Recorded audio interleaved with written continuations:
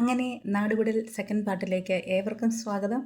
ഞാനങ്ങനെ അമ്മയെ പേടിച്ച് ഫൈനലി ഡിസിഷൻ എടുത്തു, നാട് വിട്ട് പോയേക്കാം. അങ്ങനെ ഞാൻ 2 ജോഡി ഡ്രസ്സ് ഒരു പ്ലാസ്റ്റിക് കവറിനകത്താക്കി ഞാൻ ഞങ്ങളുടെ പള്ളിയുടെ ഓഫീസിലേക്ക് പോയി. അതിൻ്റെ ബാക്കിൽ പോയി കുറച്ച് നേരം ഇരുന്നു. അതായത് ഈ ഓഫീസിൻ്റെ നേരെ വാതിക്കെ ശവക്കോട്ടയാണ്, അതായത് ബാക്ക് സൈഡിൽ. ഒരു 5:30 5:45 ഇരുട്ടാൻ തുടങ്ങിയപ്പോൾ എന്നിലെ പേടി അങ്ങോട്ട് വർദ്ധിക്കാൻ തുടങ്ങി. അപ്പോൾ ഈ ശവക്കോട്ടയിൽ നിന്ന് പ്രേതങ്ങൾ, ആത്മാക്കൾ ഒക്കെ വരും, എന്നെ ശല്യം ചെയ്യും, എന്നെ പേടിപ്പിക്കും എന്നുള്ളത് കൊണ്ട് ഞാൻ നാടുവിടൽ കുറച്ച് നീട്ടാലോ എന്നാലോചിച്ചു. അങ്ങനെ ഞാൻ വീട്ടിലേക്ക് വീണ്ടും തിരിച്ചു വന്നു. പക്ഷേ വീട്ടിനകത്തല്ല, വീടിൻ്റെ ബാക്ക് സൈഡിലൊരു ബാത്റൂമുണ്ട്. ആ ബാത്റൂമിൽ പോയി കുറച്ച് നേരം ഇരുന്നു. കുറച്ച് നേരം കഴിഞ്ഞപ്പോഴത്തേക്കിന് എൻ്റെ അമ്മയുടെ വലിയ വായിലുള്ള നിലവിളി കേൾക്കാൻ തുടങ്ങി. കാരണം മകളെ കാണാനില്ലല്ലോ.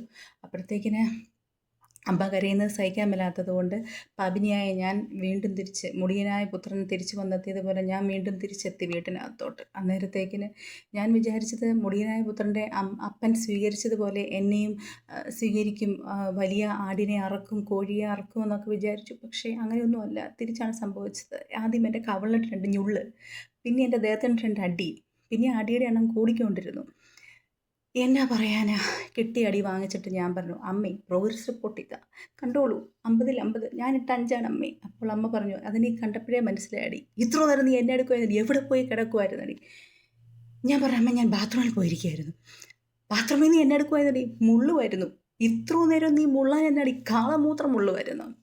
അങ്ങനെ ചോദിച്ച് വീണ്ടും 2 അടിയും കൂടെ കിട്ടേണ്ടതെല്ലാം കിട്ടിക്കഴിഞ്ഞപ്പോൾ പിന്നെ അമ്മ പറഞ്ഞു, പിറ്റേന്ന് എന്നെയും കൊണ്ട് സ്കൂളിൽ പോയി ടീച്ചറിനെ കാണിച്ചു. അപ്പോൾ ടീച്ചറിനോട് പറഞ്ഞു കൊടുത്തു, ഇങ്ങനെ ഇവള് തന്നെ ഇട്ട 5 അങ്ങനെ 50 ആക്കിയതാണ് ടീച്ചർ, ഈ വട്ടത്തേക്ക് ക്ഷമിക്കണം.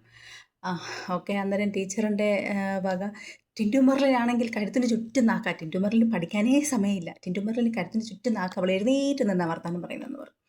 അത് മാത്രമേ ടീച്ചർ പക്ഷേ പറഞ്ഞോളൂ കേട്ടോ, പഠിക്കുന്നില്ല, വർത്താനമാണ്, ഇത്ര പറഞ്ഞിട്ടുള്ളൂ. അങ്ങനെ അപ്പോൾ പിന്നെ 8ാം ക്ലാസ്സൊക്കെ ജയിച്ചു കേട്ടോ. പക്ഷേ ഇതിൽ നിന്ന് മനസ്സിലാക്കേണ്ട കാര്യം എന്തുവാ? ഒന്ന്, നമ്മൾ കുഞ്ഞുങ്ങളെ പഠിപ്പിക്കുമ്പം ആവശ്യമില്ലാത്ത സ്ട്രെസ് കൊടുക്കരുത്. നീ പഠിക്കടി, ചുമ്മാ ഇരിക്കുന്ന കണ്ടാലും പഠിക്കടി. അങ്ങനെ പഠിച്ചിട്ട് ഒരു പ്രയോജനവും ഉണ്ടാകത്തില്ല. പഠിക്കണമെന്ന് തോന്നി സ്വയം പഠിക്കണം.